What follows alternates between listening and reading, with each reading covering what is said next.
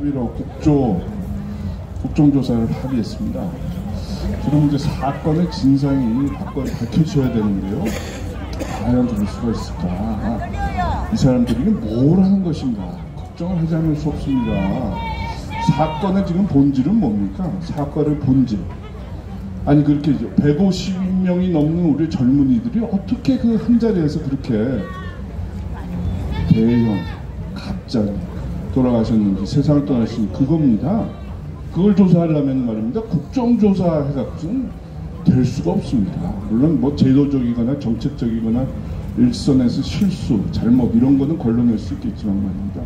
문제는 돌아가신 분들에 대한 뭡니까? 부검이 필요한 그런 상황입니다.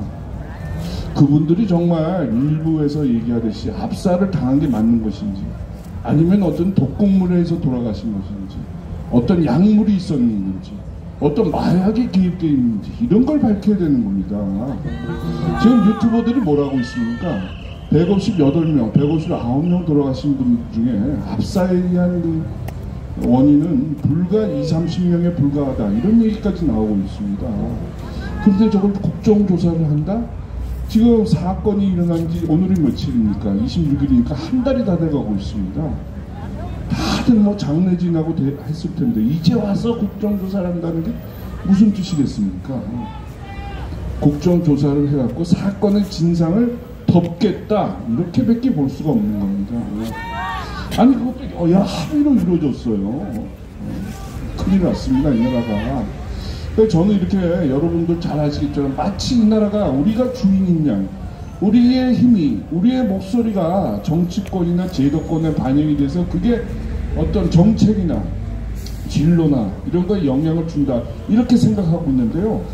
그렇지 않은 겁니다. 암만 우리가 일로 가야 된다, 1호선을 타야 된다, 그래야지 서울역을 간다, 이렇게 얘기를 해도 이 사람들은 딴 방향으로 계속 가고 있는 겁니다. 우리가 자유민주주의 쪽으로 시장경제로 가야 된다고 암만 얘기를 해도 이 사람들 우리 말을 듣지를 않아요. 우리의 목소리를 잠재우기 위해서 허튼 수작을 계속 부리고 있는 겁니다.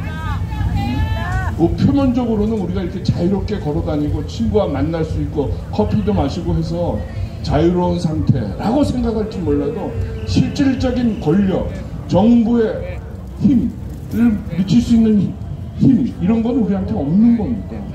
이런 생각을 하지 않을 수 없습니다. 이게 그렇게 될 경우에 이 나라가 이렇게 국민의 목소리와 그 정부가 움직이는 방향과 이렇게 엇갈려 나갈 때 어떻게 되겠습니까? 결국은 커다란 충돌이 나지 않을까, 이렇게 우려하지 않을 수 없는 겁니다. 네? 큰일이 났습니다, 여기. 네? 그런데도 이 언론, 특히 언론이 말이죠, 이런 그 진상의 규명을 위한 어떤 최소한의 노력을 기울이질 않습니다. 나라를, 정부를, 여론을 엉뚱한 곳으로 몰아가고 있어요. 큰일입니다. 큰일이에요. 이 나라 어떻게 되려고 이러는지 모르겠습니다. 자, 최근에 탄핵 얘기 좀 말씀드리겠습니다. 탄핵은 말입니다, 불법입니다. 그렇죠? 불법입니다. 따라서 그 이후에 실시된 각종 선거 등도 불법인 상태인 겁니다. 왜 탄핵이 불법이냐? 뭐 도말할 거 없습니다. 가짜 이유로 가짜 법관들이 가짜 절차를 통해서 자기들 마음대로 국회, 검찰, 특검, 헌법재판소와 멀쩡한 대통령을 끌어냈기 때문입니다. 근데 이런 법률적으로는 그렇다 하더라도 사실적으로는 힘센 놈들 마음입니다, 이 세상은. 쉽게 말해서 돈을 훔쳤어요. 내 주머니에 들어왔어요. 내 주머니에 들어왔기 때문에 이 돈은 내 돈이다 라고 주장하는 거랑 똑같은 겁니다. 돈의 주인은 돈을 잃어버렸다고 신고를 했는데 도둑놈은 돈이 자기 주머니에 있다고 자기 거라고 얘기하는 거랑 똑같은 겁니다. 이런 법리관계와 사실관계의 충돌에서 우리는 뭘 선택해야 됩니까? 사실을 선택해야 됩니까? 현상을 선택해야 됩니까? 헌법과 정통성, 합헌성을 선택해야 됩니까? 여기에 중요한 아주 우리 선택의 기로에 있는 겁니다, 여러분. 네? 저기 불법 사기 타행 무료라고 저렇게 플래카드 깃발이 날리고 있지 않습니까? 우리는 반드시 이 불법 탄핵이 이루어진 그 지점에서 이 나라를 바로 잡아야 된다는 걸 다시 한번 말씀드립니다. 그게 이 나라를 살리는 길입니다. 매일 이렇게 똑같은 얘기를 해도 못 알아듣는 분들이 너무너무 많습니다. 친구들 얘기해 보면 이런 얘기하면 고개를 돌립니다. 이 여론이 형성되는데 아주 미약합니다. 걱정이 되지 않을 수 없습니다. 자, 마지막으로 항상 주장했던 또 다른 주장을 오늘 조금 더 강조해 드리겠습니다. 자, 이재명 일당에 대한 사법적 심판이 점점 더 가까워지고 있습니다. 그런데 과연 그 사법적 심판이 순조롭게 이루어질까 걱정은 되지 않을 수 없습니다.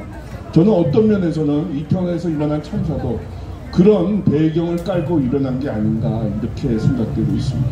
그러니까 자기 편들, 너희들 이재명이나 이 일당을 너희들 마음대로 사고 처리하면 안 된다라는 경고로서 이태원 참사가 기능하고 있지 않나 이런 생각을 하고 있습니다. 그래서 앞으로 상당히 전국이 파도 칠 것 같다, 요동칠 것 같다 이런 생각을 드립니다.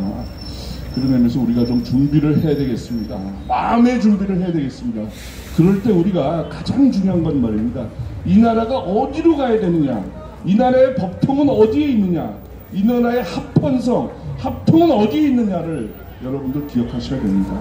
지나갔다고 해서 우리와 정파가 다르다고 해서 감정적으로 선택을 해서는 안 된다는 말을 다시 한번 드립니다. 그렇기 때문에 우리가 6년이 지나도 이 대한민국이라는 자리에서 국본이 이 자리를 지킨 그런 중요한 가치와 이유가 있다는 말씀을 드리면서 앞으로 격변이 일어나더라도 이 나라의 정통성과 합헌, 그 지위는 박근혜 대통령한테 있다는 걸 잊지 마시길 바랍니다. 박근혜 대통령이 지난 2017년 3월 10일 11시 조금 넘어서 불법 탄핵을 당하셨습니다. 그러니까 18대 대통령의 임기는 2018년 2월 24일 12시, 밤 12시까지입니다. 그러니까 11개월이 넘는 자녀 임기에 대한 법률에 맞는 권한이 박근혜 대통령한테는 아직도 살아있다는 걸 여러분들 기억하셔야 됩니다.